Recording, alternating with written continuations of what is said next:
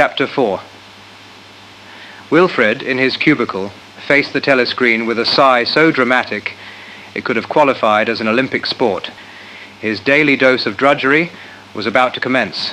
He pulled the speakwrite closer, blew away the dust in a futile act of rebellion, and donned his spectacles, signaling to the world that he was ready to wrestle with bureaucratic banality. In the cubicle walls lurked three mysterious orifices: the pneumatic tubes, messaging conduits, with an uncanny ability to deliver anything from urgent orders to tomorrow's weather. One for messages, one for newspapers, and a slot for waste paper, playfully nicknamed memory holes, because what's more whimsical than incinerating history? The messages flopped out. Times 17.384 BB, speech, mal reported, Africa, rectify, and the absurdity parade had officially begun. Wilfred, with the air of a scholar embarking on the deciphering of ancient hieroglyphics, unraveled the paper scrolls. Each bore the cryptic language of Newspeak, a linguistic wonder that sounded like Orwellian poetry on a particularly gloomy day. Times 19, 83 misprints verify current issue, it declared. Apparently predicting the future wasn't enough. Now they had to forecast misprints. Wilfred, with a smirk rivaling a cat, toying with its prey, prepared for the torturous wading through a sea of figures. With a faint feeling of masochistic satisfaction, Wilfred delved into the next scroll of bureaucratic enigma. Mini plenty, malquoted chocolate, rectify. Ah, chocolate, the sweet nectar of rebellion. Malquoted, more like maldelicious. In the spirit of benevolence, Wilfred mused about rectifying the shortage of wit instead. Our dear Wilfred dialed back numbers on the telescreen, summoning forth the venerable The Times, that paragon of truth and malleable information. Times 19, 12, 83, forecasts, 3 YP fourth quarter, 83, misprints, verify current issue. Ah, the joy of correcting misprints. The ministry, displaying unparalleled clairvoyance, predicted an abundance of goods. Alas, reality chuckled and misprints danced gleefully on official records.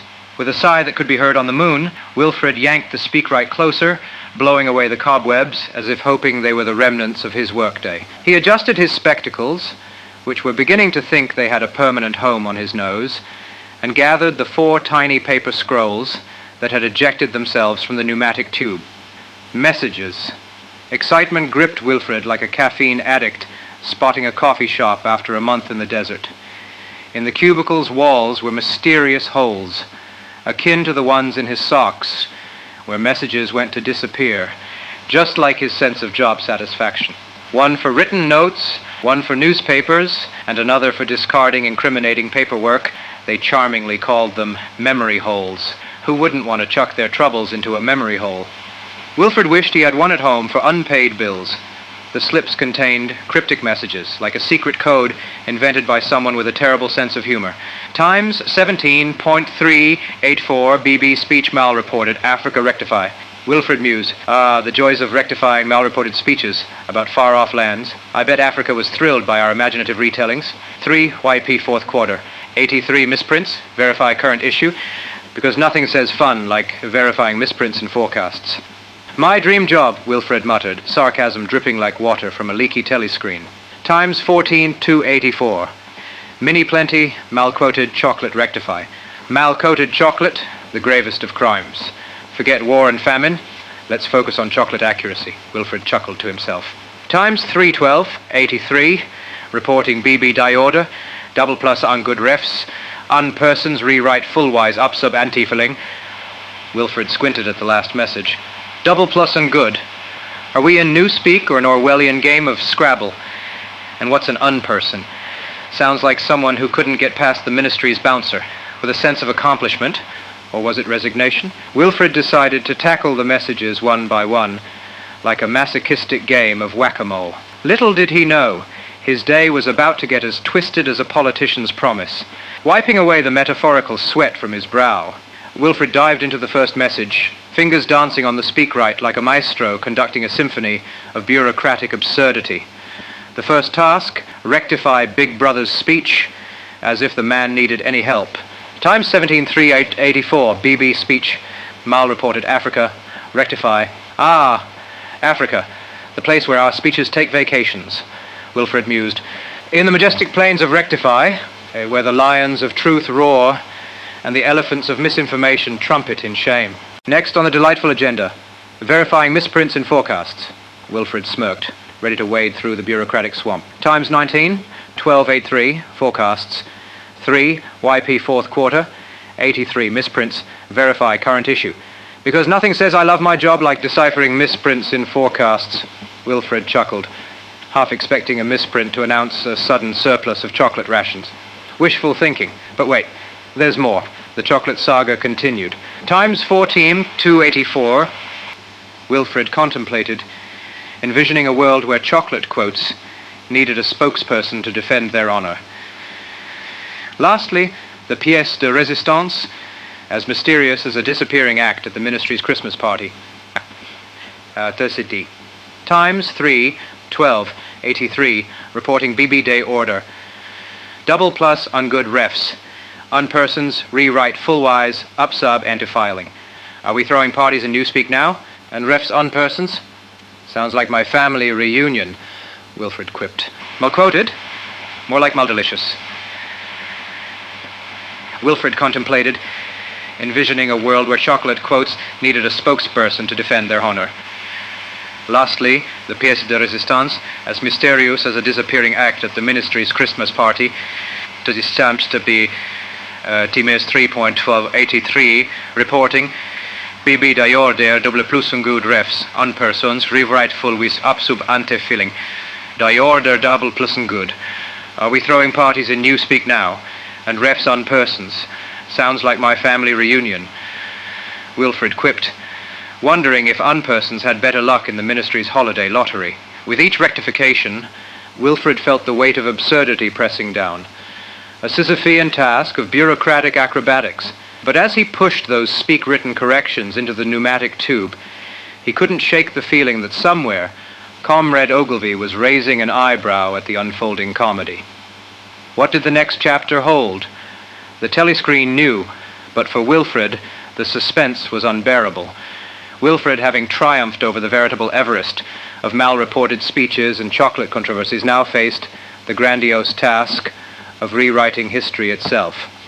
As he reached for the Times, a publication more malleable than wet clay, he pondered the art of turning fiction into fact. Wilfred examined the proclaimed forecast of the Ministry of Plenty, a department with a name more ironic than a comedian at a funeral. Forecasts 3 YP fourth quarter, 83, misprints, verify current issue, the message declared. In this delightful game of rectification, Wilfred found himself in the delightful position of comparing two sets of numbers, the ministry's grandiose predictions and the dismal reality. As he adjusted figures with the grace of a juggler keeping balls in the air, he couldn't help but marvel at the ministry's audacity. As accurate as a fortune teller with a blindfold, Wilfred mused, changing a 145 million pairs of boots to a much more believable 57 million. Because who needed accurate numbers when you had the ministry's boundless creativity? Then came the chocolate conundrum, a drama rivaling the greatest stage productions. The Ministry of Plenty's promise, no reduction in the chocolate ration during 1984. Wilfred chuckled, recalling the days when promises were as fleeting as a New Year's resolution. The chocolate ration, that sacred elixir of joy, was about to face the guillotine of bureaucratic betrayal. A categorical pledge, they called it, Wilfred smirked, replacing it with a warning of an impending reduction. Categorical indeed. As Wilfred pushed the corrected copies into the pneumatic tube, he couldn't shake the feeling that he was more playwright than petty bureaucrat. And so, as the Times sailed through the tubes, Wilfred's spectacles glinted with the mischief of a cat that had just knocked over the inkwell. What awaited him in the next act of this bureaucratic circus, only time and the whims of the ministry would tell. Would Wilfred emerge as the hero or the unwitting fool in this grand comedy of rectifications? Only the telescreen knew, and it wasn't telling. Wilfred, having navigated the treacherous waters of speech rectification and forecast fiascos, now plunged into the delectable world of chocolate diplomacy. The message screamed, "Mini Plenty, mal-quoted chocolate rectify," as if the fate of the nation hinged on the accuracy of cocoa-related information. The telescreen remained stoically silent, holding the answers in its pixelated gaze. Our hero, Wilfred, donned his metaphorical armor. Armed with a red pen mightier than any sword, he pondered the intricacies of mal-coated chocolate, an offense so grave it could lead to a riot in the canteen. Ah, chocolate, the currency of sanity in this bureaucratic carnival, Wilfred mused, imagining a world where misquoting this divine treat warranted a public apology. With each stroke of the pen, he rectified the injustice, ensuring that chocolate remained a beacon of hope, unmarred by the shadow of misinformation. As he delved deeper into the labyrinth of cocoa conundrums, Wilfred encountered references to the glorious past, a time when chocolate flowed like a river of bliss. The ministry's message hinted at a reduction in the chocolate ration, a prospect more horrifying than a malfunctioning telescreen. Categorical pledge, my foot, Wilfred scoffed as he transformed the solemn promise into a forewarning of impending cocoa scarcity. The ministry's double-speak, a dance of words as intricate as a ballet, unfolded before him. Wilfred, armed with sarcasm and a flair for the dramatic, turned each chocolate-related sentence into a masterpiece of misinformation. The telescreen might dictate the official narrative, but Wilfred, in his cubicle kingdom, wielded the red pen of rebellion. And so, as he dispatched the corrected scrolls into the waiting arms of the pneumatic tube, Wilfred couldn't help but feel a sense of accomplishment. The chocolate chronicles were now a tapestry of twisted truths, a reflection of the absurdity that permeated every corner of the ministry. What awaited our valiant rectifier in the next installment of this bureaucratic saga? Only time, and perhaps a sprinkle of cocoa dust, would reveal the next act in Wilfred's journey through the corridors of rectification, onward to the unknown, where chocolate and chaos danced hand in hand. Would Wilfred emerge victorious, or would he be consumed by the sweet madness of ministry machinations? The telescreen remained stoically silent, holding the answers in its pixelated gaze.